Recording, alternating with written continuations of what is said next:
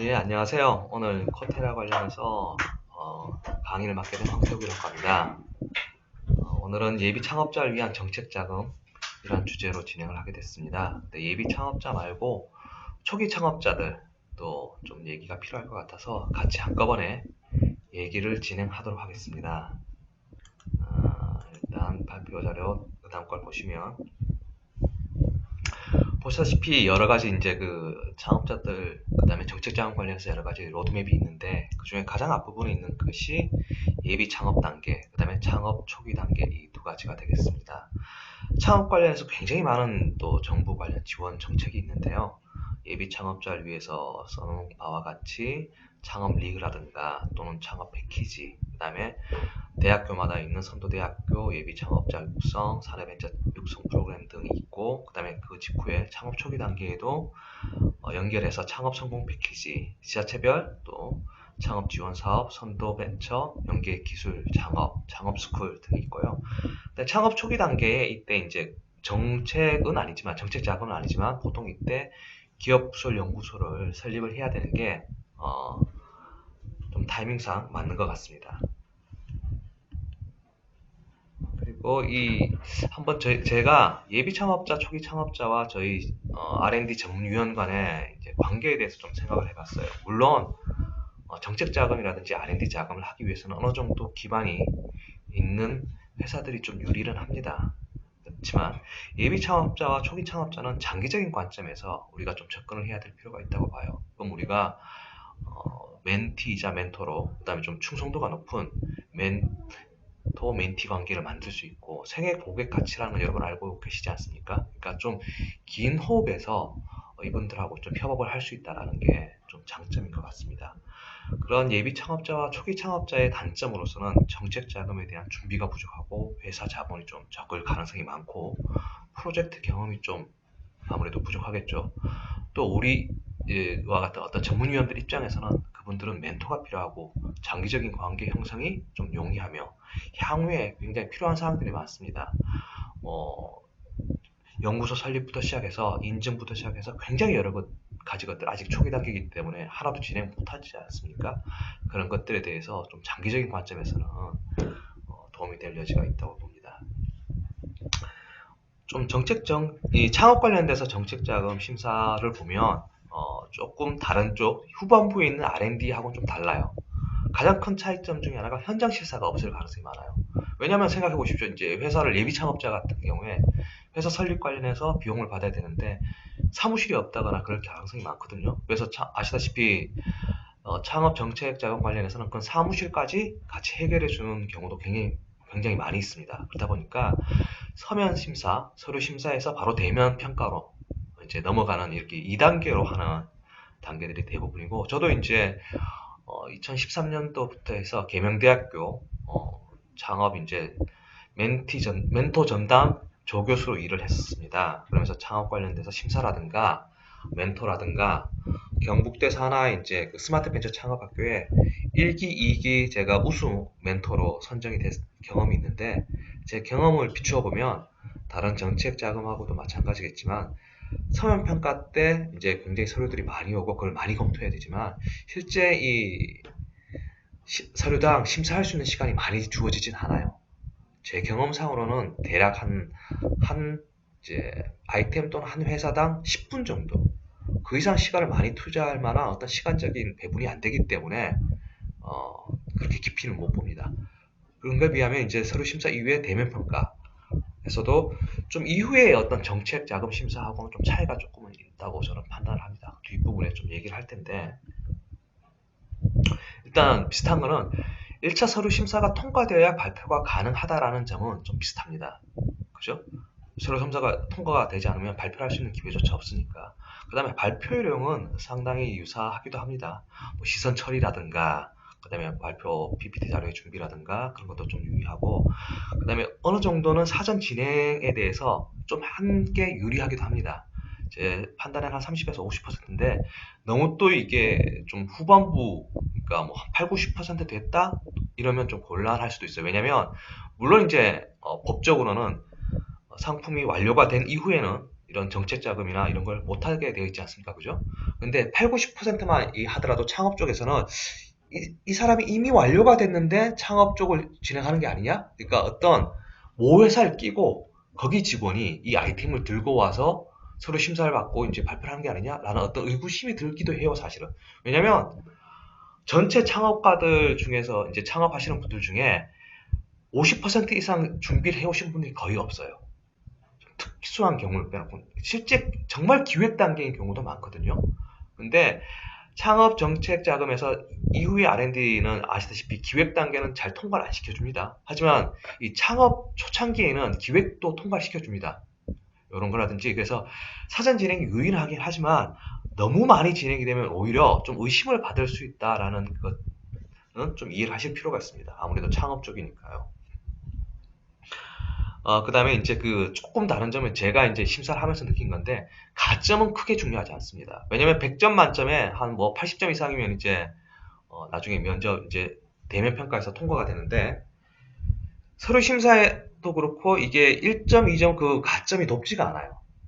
다른 정책 과제에서는 보통 60점에 몰려있고 6점을 통과하느냐 마느냐이기 때문에 가점이 굉장히 중요한데, 제가 실제로 심사를 할 때도 이 심사하는 이 얘기는 조금 제가 좀 오프 더 레코드일 수도 있고 뭐 그러시지만, 그 직관하는 기관에서 와가지고 뭐 이런 업체, 이 몇몇 업체들은 예를 들어서 이 업체는 좀 태도라든가 뭐 좀 의심스럽다라고 미리 언지를 주기도 해요. 그 다음에 여기는 뭐 통과시켜주는 게 좋지 않겠냐라는 얘기를 미리 하기도 하고. 그럼 물론 뭐 그렇다고 해서 오해를 하실 필요 없는 게, 창업 주관하는 업체에서 아예 그런 TO를 정해놓고까지는 하는 건 저는 못 봤어요. 적어도 제 경험상. 하지만 자기들이 이제 실무에서 어떤 그런 서류를 접수하고 하면서 굉장히 말이 안 통한다거나, 또는 어떤 모 회사와 다른 회사와의 어떤 커넥션이 있다거나 이런 식의 의심되는 것들을 얘기를 하고, 그 이후에 판단은 또 저희 심사위원에게 맡겨요. 무조건 이걸 탈락시켜라고는 얘기는 하진 않아요. 하지만 심사하는 사람들도 사람이다 보니까 일단 그런 쪽에 대해서는 좀 더 엄격한 잣대를 들이댈 수밖에 없고, 그러다 보면 아무래도 조금 더 탈락할 가능성이 좀 높아지는 건 사실입니다. 그리고 또 이제 서류 심사를 하기 전에 미리 이 심사위원들끼리 어떤 식으로 오늘 심사할 건지 한번 회의를 합니다. 그때 대부분 이제 어느 정도가 점수가 이제 통과되느냐를 미리 정해놓고 하기 때문에, 80점이다 그러면 그 가점을 미리 알려줘요. 표에 테이블에 이 업체들은 각각 가점이 2점이다, 3점이다, 5점이다 다 알 수가 있습니다. 그러면 심사하는 입장에서는 어떻게 하냐면, 이 가점을 아예 안 보고 이제 점수를 매기는 게 아니라 가점을 고려해서 이 업체를 통과시킬지 말지를 결정을 해요.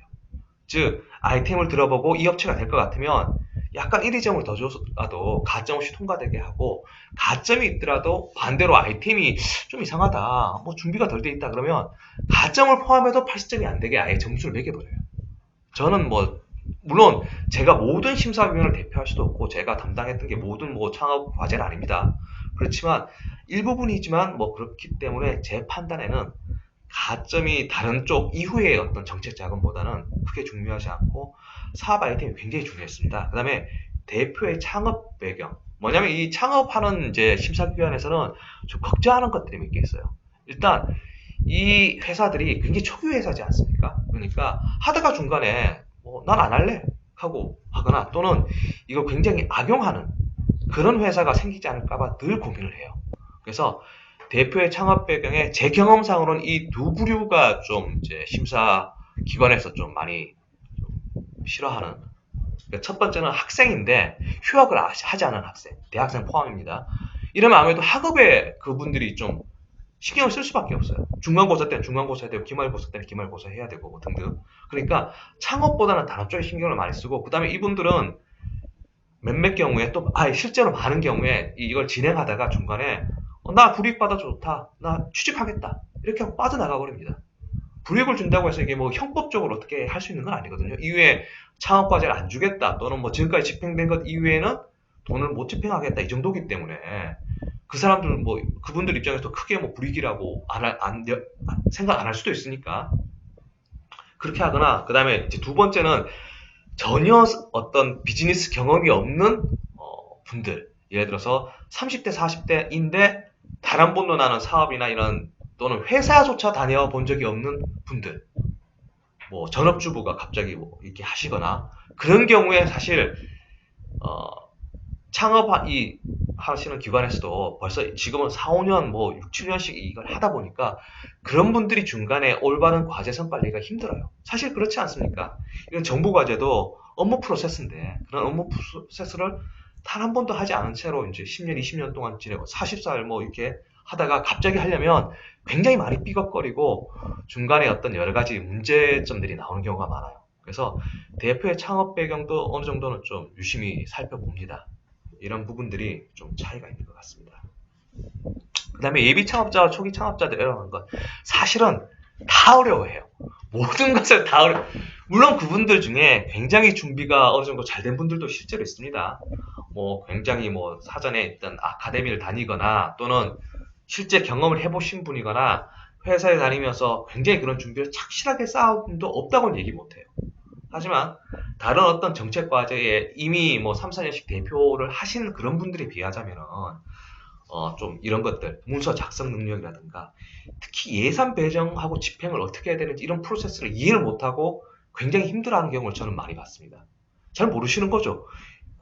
이제 항목별로 어떻게 배정을 하고 그걸 어떻게 집행을 하고 어떤 식으로 이것들을 증빙을 해야 되는지. 왜냐면 개인 사업자든 뭐든 사업을 해보신 분들은 아시다시피 그걸 자기가 하든 기장을 통해서 뭐 해결하시든 경험이나 어떤 개념이 있으신데 초기 창업자잖아요.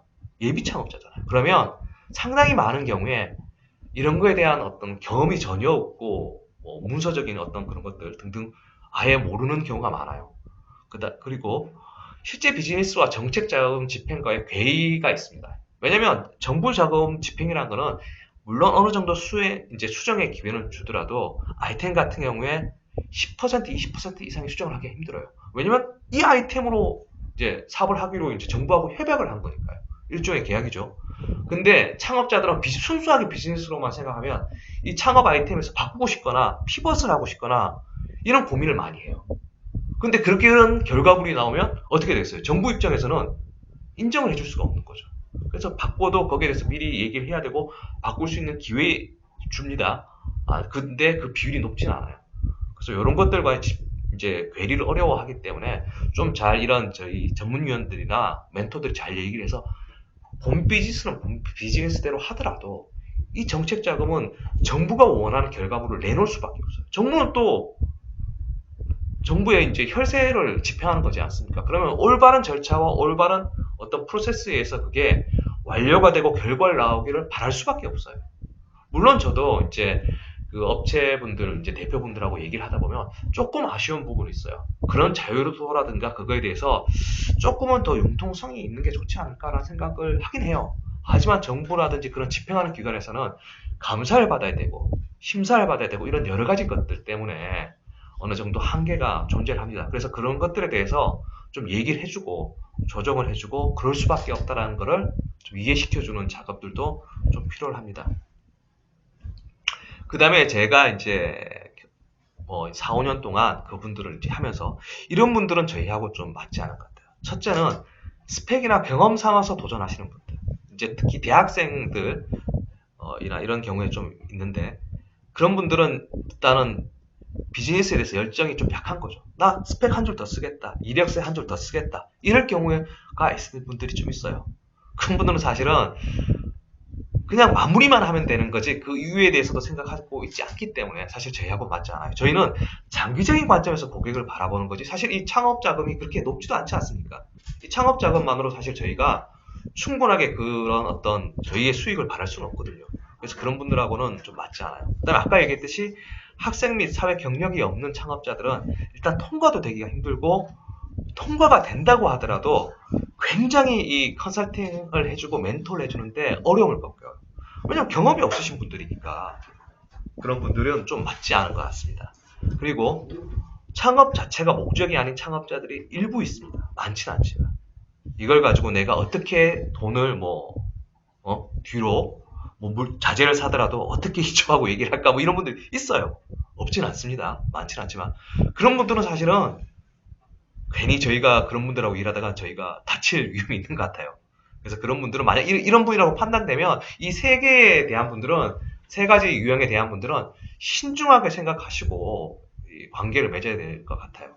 정말 이런 분들이라고 생각하면 차라리 거절하시는 게 오히려 낫지 않을까. 문제가 나중에 생기느니, 그죠? 또 이분들은 우리가 바라는 이제 이후에 어떤 R&D 과제라든가 이런 쪽으로 연결이 안 되거든요. 안 됩니다. 그렇기 때문에 그런 분들은 좀 걸러내시는 게 제 생각에는 좀 좋은 것 같아요. 그 다음에 이런 예비 창업자와 초기 창업자를 위한 어떤 저희들 자세가 그분들이 모르는 게 많다고 하지 않습니까? 그러면 하나의 원포인트가 아닌 다양한 경영 관점, 그러니까 노무든 뭐든 이런 관점에서 멘토링 그분들이 요구를 해요. 그러면 내가 설사 그쪽의 전문가가 아니더라도 이제 저희는 이제 초연결 시대에 있으니까 이런 것들을 어떻게 해결하실까를 좀 고민해가지고 또는 최소한 내가 해결하지 못하는 사람을 소개라도 시켜줄 수 있는 이런 일단 토탈 솔루션적인 관점이 좀 필요합니다. 그분들은 진짜 많이 모르는 경우가 많아요. 그죠? 그럴 가능성이 높습니다. 그 다음에 장기적인 관점으로 접근하되 적절한 리소스를 배분하라는 거는 이분들은 당장은 큰 어떤 정책 자금을 받는 게 아니지 않습니까? 대부분의 창업 자금이 1억 미만이고 실제로 이제 협약에 들어가면 5천, 8천? 많이 받으면 8천 정도, 적게 받으면 저는 3, 4천 받는 경우도 봤어요. 그렇기 때문에 거기서 저희가 큰 이익을 얻기는 힘들고 오히려 장기적으로 이제 접근해야 되기 때문에 너무 이런 분들에게만 집중을 하면 저희 리소스 배분에서 이제 좀 오류가 생길 수도 있는. 당장 우리는 수익적인 부분도 같이 고민해야 되니까. 그러니까 예를 들어서 회사들도 그런 얘기를 하지 않습니까? 70% 정도는 캐시카우, 그러니까 현재 비즈니스에 집중하고 30% 정도는 이제 향후 먹거리에 대해서 고민을 하듯이 우리도 이런 업체 예비 창업자를 향후 먹거리 관점에서 어느 정도는 좀 고민을 해야지. 너무 이쪽에 이제 하다 보면, 왜냐면 예비 창업자 이제 우리가 충분히 시스템을 짜놓고 접근하지 않으면 10명을 만나건 20명을 만나건 협회하고 협약이 될 가능성은 굉장히 높진 않거든요.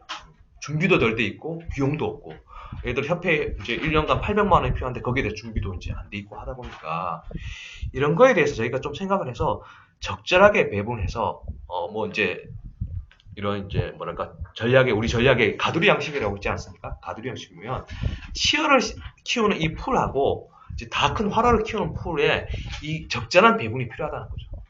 그 적절한 배분을 해가지고 장기적 관점에 접근해야 될 이 치어와 같은 예비 창업자와 초기 창업자를 위한 우리가 고민하고, 그 다음에 당장 어느 정도 비즈니스를 만들어낼 수 있는 그런 쪽하고 배분해서 저희가 접근을 해야 될 필요성은 좀 있다고 봅니다.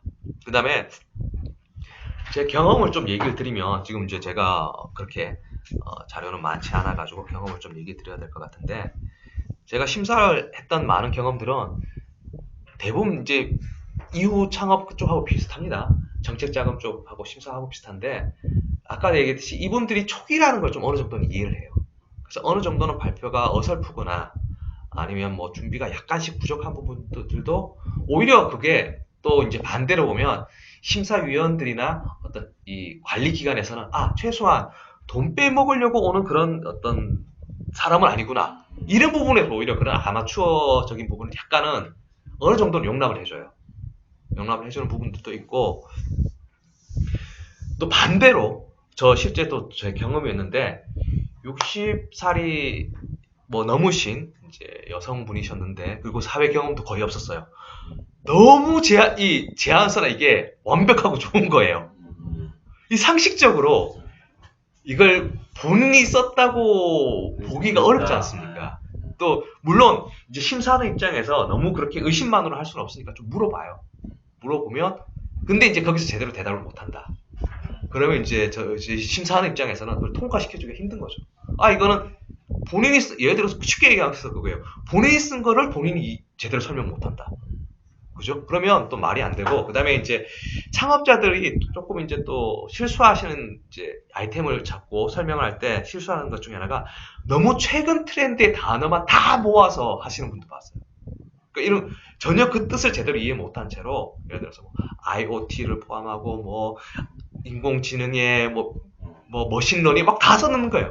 근데 그런 기본적인 단어에 대해서 물어봤을 때 제대로 이제 대답을 못하면 그건 오히려 안 쓰는 이만 못한 거죠. 제가 어떤 사례가 있었냐면, 어린이 교육국 이래가지고 이제 장난감 비슷해서 여기서 영어가 나오고 뭐 언어 인식을 한대요. 근데 이게 인터넷 연결이 안 되어 있는 이제 하드웨어였습니다. 근데 머신러닝을 한대요. 제가 물어봤죠. IoT고 머신러닝을 한대요. 저 인터넷 연결이 안 돼 있고 전혀 블루투스 같은 게 없는데 어떻게 IoT인가요? 대답을 제대로 못하는 거예요. 전혀 상관없는 얘기를 하시는 거예요. 이러면은 저희가 심사할 때 그죠? 물론 뭐 네. 그러니까 어느 정도 최근 트렌드가 되는 어떤 단어나 기술을 좀 엮어서 발표하는 건 좋습니다. 그건 의미가 있습니다. 어느 정도 그죠? 핫한 것들은. 근데 그것에 대한 올바른 이해가 없이 막 세네 개를 그냥 짬뽕식으로 엮어버리면 그거는 심사할 때 왜냐면 심사위원들이 물론 모든 심사위원들이 다 각각의 분야에 대해 다 전문가라고는 못하겠지만 그래도 어느 정도는 그런 전문성이 있기 때문에 심사를 오신 건데 IoT가 뭔지 설명을 못한다거나 머신러닝에 대해서 전혀 이러면 서버하고 아까 그 기구 마찬가지인데 서버하고 연결이 없는데 도대체 어떻게 머신러닝을 하실 것이냐? 그럼 이 안에 다 들어 있습니까? 대답을 못하는 거죠. 그 말이 안 되는 얘기거든요. 그죠? 또는 너무 지나치게 이 데이터나 이것들을 과장해서 얘기하시는 분들이 있어요. 이거 1위다, 세계 1위다, 또는 세계 최초 기술이다. 물론 우리가 정책 자금을 할 때는 어느 정도 그런 이제 데코레이션도 필요할 수는 있습니다. 하지만 발표 장소에서 그런 걸 할 때는 거기에 대한 근거 자료는 정도는 최소한 한 줄이라도 생각을 해봐야 되거든요. 왜 이게 그러면 세계 최초 기술이냐라고 물어봤을 때 또는 이런 회사가 예를 들어서 아까 말했듯이 언어 그쪽도 구글 트랜스레이션이 훨씬 잘하는데 더 잘하세요? 라고 얘기했을 때 얘기를 못하는 거죠. 그런 식으로 막 써놓는 게 물론 이제 좋은 단어라든가 뭐 최신 트렌드라든가 어떤 우리가 좋은 거다라는 건 있지만 그거보다는 차라리 조금은 겸손하게 지금은 이 정도 단계지만 이걸 위해서 노력하겠다. 3, 4년 후에는 1위가 되기를 위해 가고 왜냐면 창업하는 업체에게 그렇게까지 이 허들을 높이진 않아요. 심사를 하다 보면.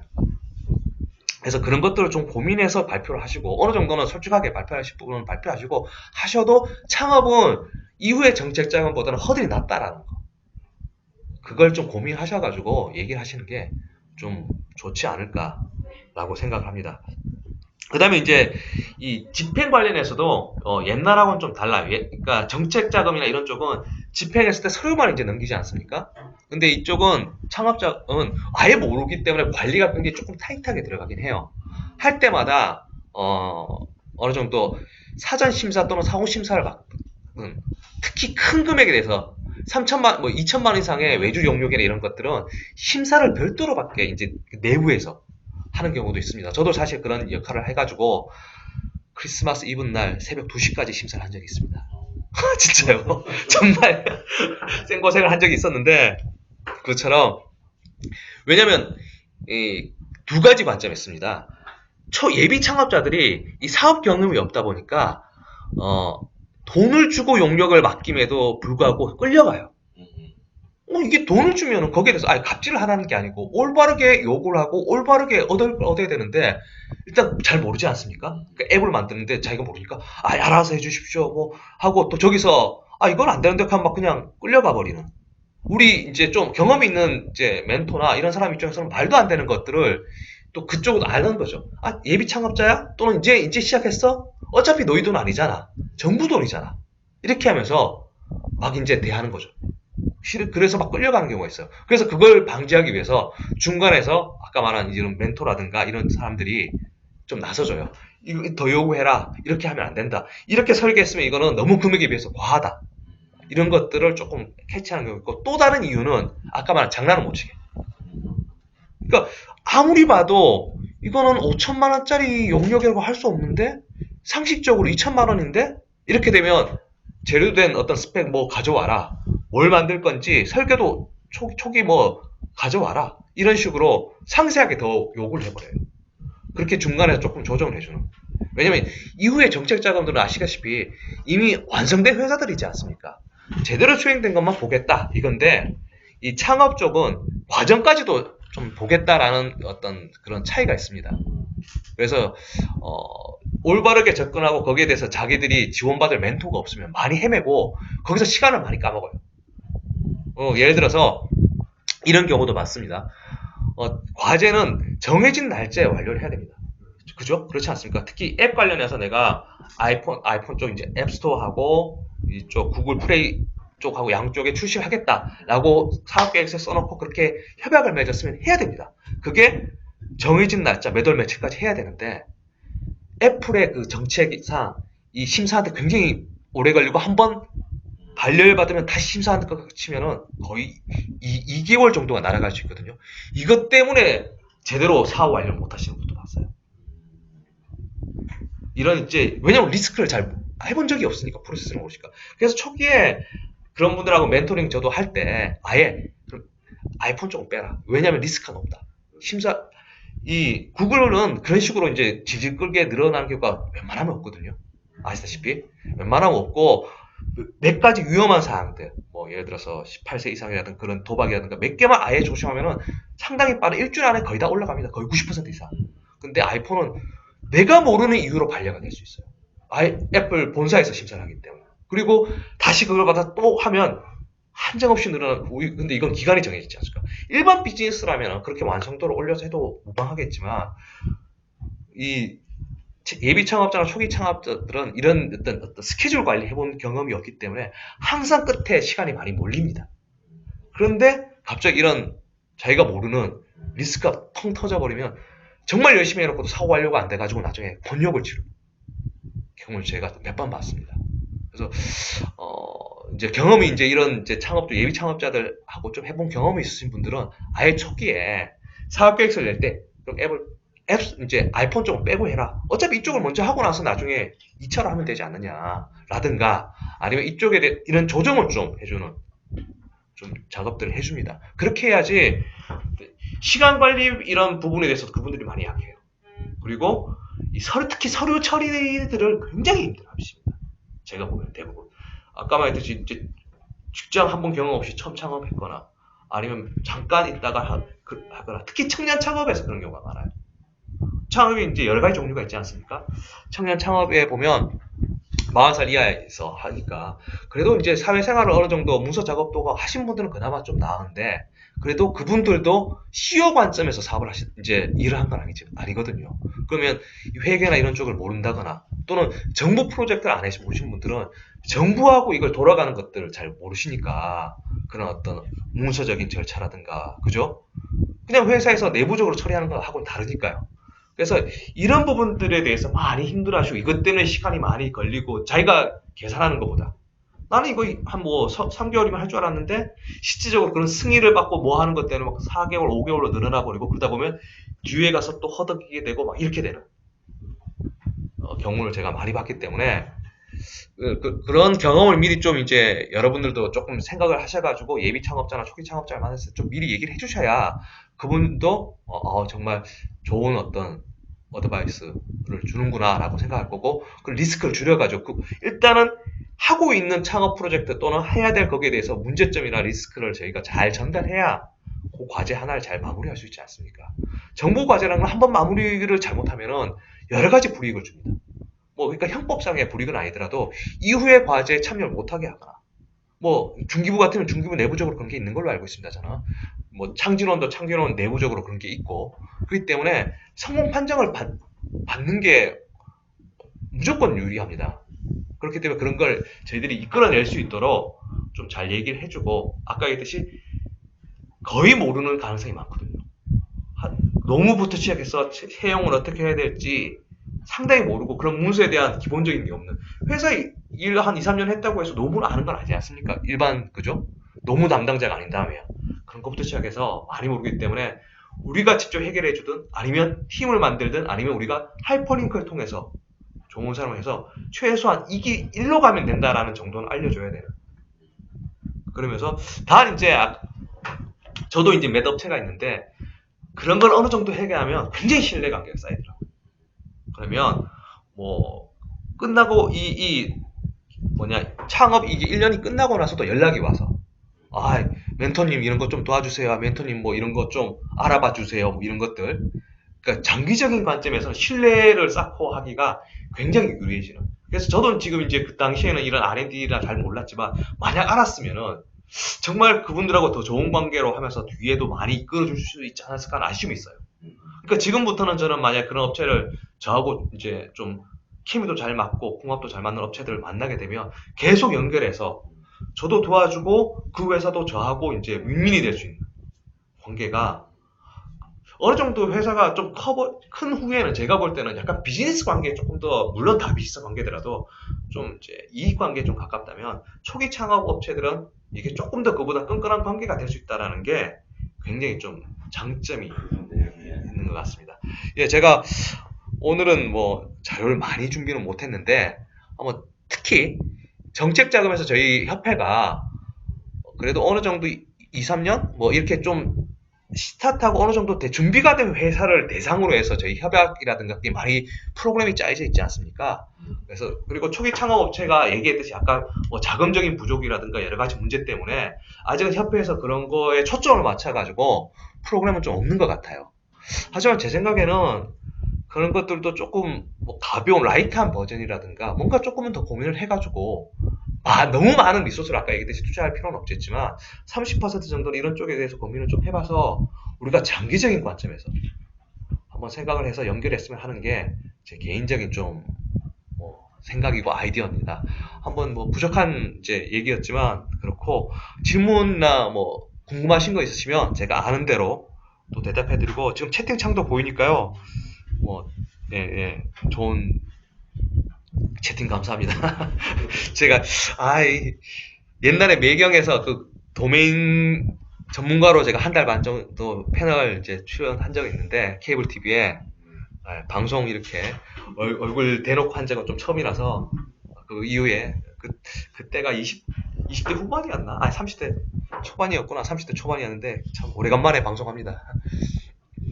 예. 너무 좋은 그리고 제가 오프라인에서는 보시다시피 그 이제 초기 정책 자금에서 어떤 게 있는지 제가 별도로 프린트를 했습니다. 3-1하고 예. 2, 3은 예. 이런 2, 3 중에 핵심만 뽑아 놓은 겁니까? 그 초기 이제 예비 창업자하고 초기 창업자가 할 수 있는 정부 정책 자금 뽑아 놓은 거죠. 예.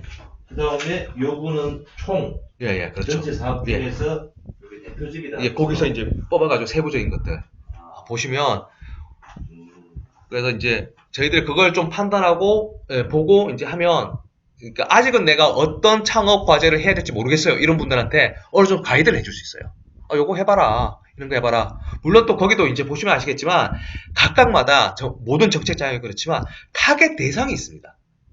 청년 창업은 만 40세 이하 이런 식으로 돼 있고 이런 타겟 대상이 있기 때문에 타겟 대상별로 좀 저희가 가이드해 줄 필요는 있어요.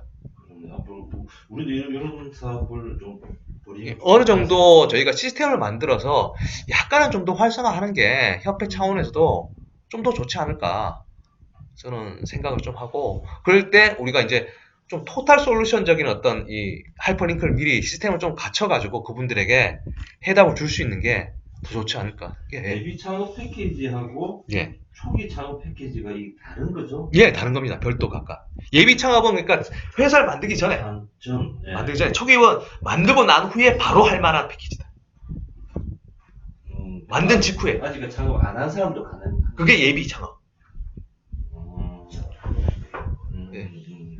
예비 창업은 요 대상자들은 아니면 물론 이제 그 사업 계획 그것마다 달리 있습니다. 1년 이내는 허용한다 뭐 그런 경우도 있어요. 예, 그런 경우는 있는데 그거 보시면 안 했거나 굉장히 초기거나 그다음에 초기 창업은 창업은 이미 했는 이런 식으로 대상들이 각각 달라요. 이 창업 성공 패키지가 우리가 청년 창업산학교에 바뀐 이름이 별도 있습니다. 청년 상업학교는 어떤 식으로 하냐면 보통 대학교 쪽하고 그다음에 창진원 쪽하고 협약을 해서 이제 진행하는 패키지입니다. 그러면 대학교는 이제 현물, 이제 강의 공간이라든가 창업 공간도 별도 마련합니다. 그래서 그분들을 하고 이런 경우에는 다른 정책 자금하고 다르게 이 창업 쪽 이제 또 차이점 중에 하나인데 수업과 강의와 그다음에 출석을 요구를 합니다. 공간을 줄 경우에 공간에 예를 들어서 전체 협약 기간의 3분의 1 이상은 나와라. 또는 강의에 3분의 2 이상은 들어라. 몇 시간 이상 들어라. 이런 게 좀 있어요. 근데 아시다시피 다른 정책 자금들은 그렇게 뭐 가르쳐 주는 게 없지 않습니까? 가르쳐 주는 게 없는데 창업의 좀 특징이 그거예요. 뭔가를 이 초기 지식을 좀 전달하려고 하는 프로그램들이 같이 포함되어 있어서 만약에 장소가 포함되어 있으면 거기에 대한 이제 출퇴근을 약간은 100%는 아니더라도 그 다음에 이런 강의가 포함되어 있으면 강의에 대한 전부는 아니지만 그러니까 선택적으로 들을 수 있게 해줘요. 그렇지만 경우에 따라서 그거 커리큘럼은 대학교에서 짭니다. 그래서 필수로 들을 것 이렇게 옵셔널하게 들을 걸 짜고 그다음에 전체가 예를 들어서 150시간이면 그 중에 100시간은 들어라 이렇게 짜요. 그러면 내가 출석해서 사인을 해야 됩니다. 안 그러면 이게 제대로 안 돌아가는 거니까. 그래서 다른 공장에 있고 나는 간섭 받기 싫다. 이런 분들은 한번 좀 고민해봐야 돼요. 그런 분들은 창업 패키지에 혹시 그런 제약사항이 있으면 안 맞을 수가 있습니다. 출석도 해야 되지. 물론 편법은 있어요. 편법은 아니고 실제로 해주는 건데 이 사람과 직원이 듣는 것도 인정해줘요. 그렇게 해서 수업을 채워도 됩니다. 실제로 저도 운영할 때 그렇게 했으니까요. 제가 있는 조직들도. 근데 자꾸 그런 어떤 제약사항들이 있기 때문에 그걸 미리 파악해서 내가 어떤 사업하는 스타일하고 맞는지 파악 안 하면 좀 불편해지는 거죠. 안 들으면 나중에 좀 이게 통과할 때 문제되거든요. 문제됩니다. 예. 혹시 다른 또 궁금하신 거, 채팅도 지금 보고 있으니까요. 궁금하신 거 있으시면 얘기해 주시고, 이상한 창 하나 떴네요. 안 보여. 못 닫겠어. 제가 이 마우스하고 이쪽하고 달라가지고, 안 보여요. 예, 안 보이고. 그래서 예비 창업을 하시는 분한테 만약 저희가 이제 두 가지로 나눠서 좀 얘기를 하자면 예비 창업을 하시는 분한테 저희가 할 때는 일단 어느 정도 준비가 됐는지 그 다음에 어느 창업 이제로 지원받고자 하는지 거기에 어느 정도 파악을 하셔가지고 본인에게 맞다고 생각하시는 건지 이걸 좀 파악해서 제안을 이제 하고 얘기를 해줘요. 근데 아시겠지만 저희가 이제 써드릴 수는 없으니까 예? 그때에 적절한 이제 하고 어떤 식으로 그분들하고 시스템을 좀 만들어서 합법적으로 할지 고민을 좀 해야 되겠죠. 그 다음에 창업을 이미 해서 초창기 단계에는 그걸 잘 하고 나서 그 다음 이제 할 수 있는 것들이 있거든요. 연결해서 디딤돌 과제라는 것도 이쪽에 약간 포함될 수 있습니다. 창업 과제도 그런 것들은 어떤 식으로 준비하고 그 다음에 저희가 그분들한테 또 얘기해야 할 거는 좀 이런 건 있어요. 향후의 정책 과제를 위해서 미리 좀 해야 될 것들을 좀 얘기 정도는 해줘야 되는. 예를 들어서 기업 연구소 설립 좀 미리 고민해라. 그 다음에 기왕 직원을 채용할 거면 청년 실업 이쪽 해결해가지고 그쪽에 대해서 정책 자금 나중에 받을 수 있도록 준비를 좀 해라.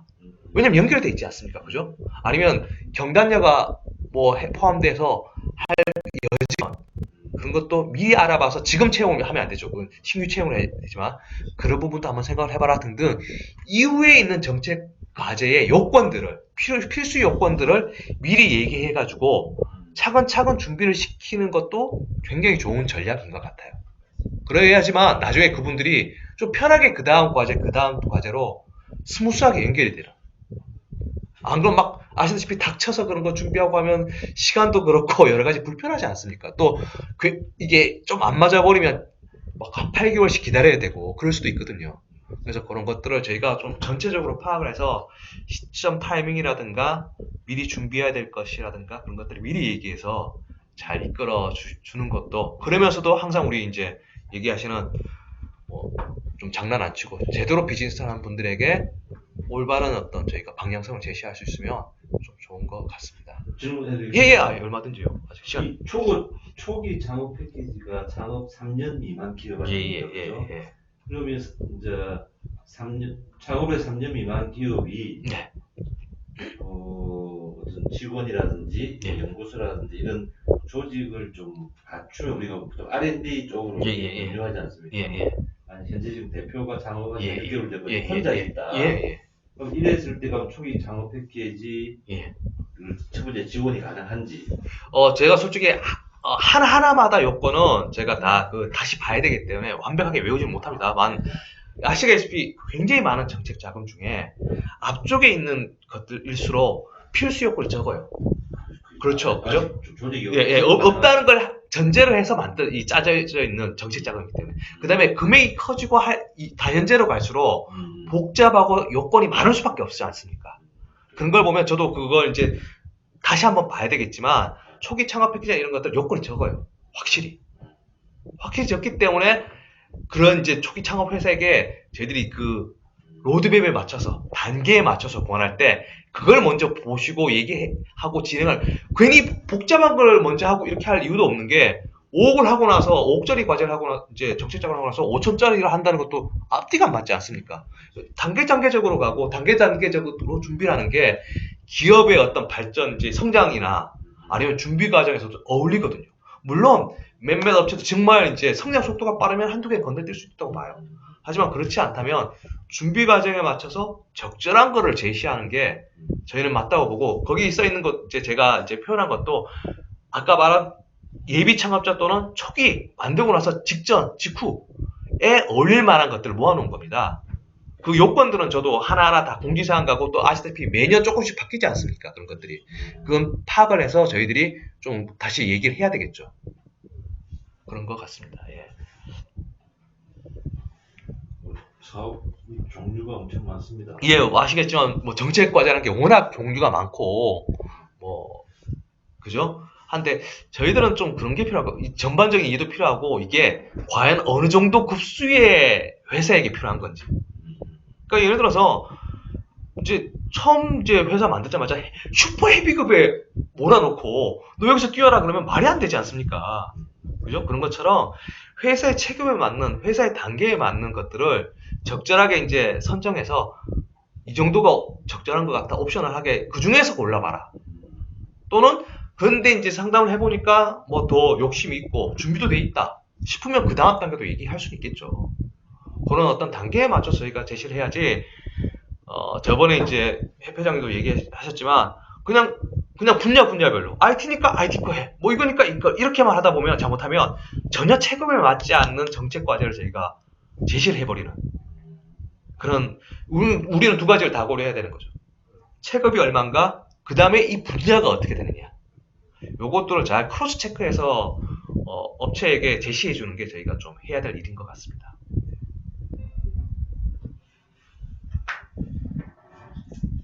그 다음에 정부 정책 과제 관련해서는 정부가 이쪽에 어느 정도 R&D도 마찬가지듯이 놓을 수 없는 게 청년 창업 실업 관련해서 정말 정부에서는 직접적인 해법 중에 하나거든요.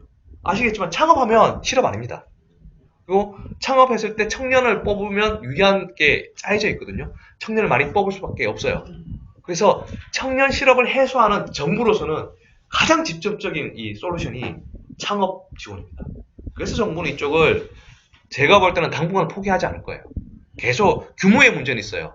어느 정도 크게 하느냐, 뭐 그런 규모의 문제는 있을지언정 계속 갈 수밖에 없는 상황이라고 저는 생각하고, 그러면 그쪽에서 또 정책자금 그쪽 창업에서 컨설팅 예산이 있기도 하고 분명히 있습니다. 마케팅 예산도 있고.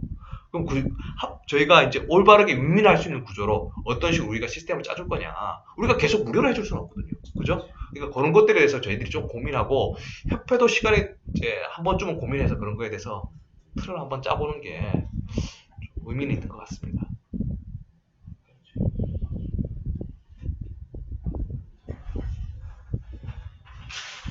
그래서 예비 창업자나 창업자에 특화된 그러니까요. 로드맵을 그려주면서 R&D까지 가시게끔 해주는 게 중요해요. 뭐 그런 걸 위해서는 창업자들을 위한 강의 특강에 저희들이 조금 하거나, 또는 대부분 이런 것들이 대학 산하 조직에서 많이 합니다.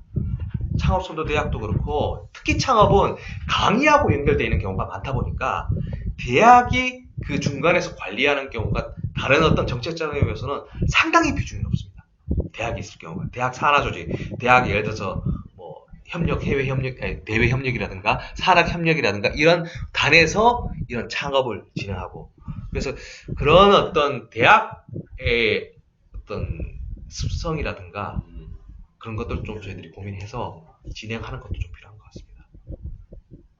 그분들은 제가 했던 바로는 이런 프로그램에 대해서 본인도 사업 계획서를 해가지고 이 창진호나 이런 쪽에 올려서 받아야 돼요. 보통 5년짜리 협약이라고 하더라도 2년 단위로 이제 좀 진행을 해서 중간중간 보고 하거든요. 근데 제가 봤을 때는 한 두 대학교 정도를 제가 직접 이제 거기 속해서 진행해 봤을 때는 사업 이 계획에 대한 것들에 대해서 대학이 굉장히 힘들어 하시더라고요. 그분들도 창진원에 대한 사업 계획 잘 못 써요, 솔직히. 왜냐면 대학이 좀 약간 폐쇄적인 사회지 않습니까? 그래서 우리가 그런 쪽에 조금 가려운 부분을 긁어줄 수 있거나, 그러니까 우리가 창업을 이런 식으로 프로그램을 짜서 이런 식으로 진행하는 게 좋다. 그러거나 그런 걸 해가지고 협업하는 것도 충분히 하나의 전략이 될 수도 있고, 좀 크게 보자면. 제가 아는데도 대학교 내에 그죠, 있죠. 창업 보육센터처럼 대부분 있습니다. 창업 보육센터 진짜 있습니다. 많습니다.